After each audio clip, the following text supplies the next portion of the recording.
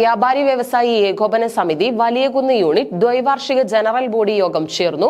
ജില്ലാ vice president P Basheer ഉദ്ഘാടനം നിർവഹിച്ചു. കേരള വ്യാപാരി വ്യവസായി ഏകോപന സമിതി വലിയകുന്ന് യൂണിറ്റ് ദ്വൈവാർഷിക ജനറൽ ബോഡി യോഗം വലിയകുന്ന് വ്യാപാര ഭവനിൽ വെച്ച് നടന്നു.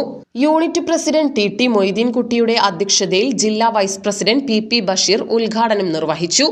അതിനു മുമ്പായി കേരളത്തിലുള്ള എല്ലാ ജില്ലാ തെരഞ്ഞെടുപ്പുകളും എല്ലാ യൂണിറ്റ് തെരഞ്ഞെടുപ്പുകളും കൃത്യമായി നടന്നു. 2024 വരെയുള്ള 24 വർഷത്തെ പ്രവർത്തന റിപ്പോർട്ടുകൾ അവതരിപ്പിച്ച് വരവ് ചെലവുകൾ കണക്കുകൾ അവതരിപ്പിച്ച് ജനറൽ ബോഡിയുടെ അംഗീകാരം നേടി പുതിയ കമ്മിറ്റിക്ക് രൂപം നൽകുന്നതാണ് നമ്മുടെ അതിന്റെ ചട്ടക്കൂടിന് പുറത്താണെങ്കിലും വളരെ നല്ല രീതിയിൽ ഇന്ന് ജനറൽ ബോഡി യോഗം സംഘടിപ്പിച്ചിട്ടുണ്ട്. ഇവിടുത്തെ കഴിഞ്ഞ 2 വർഷത്തെ പ്രവർത്തനങ്ങൾ ഇവിടെ അവതരിപ്പിച്ചു. അതുപോലെ തന്നെ വരവ് ചെലവ് കണക്കുകൾ അവതരിപ്പിച്ചു. എല്ലാവരുടെയും അംഗീകാരത്തോടുകൂടി കൈയടിച്ചു.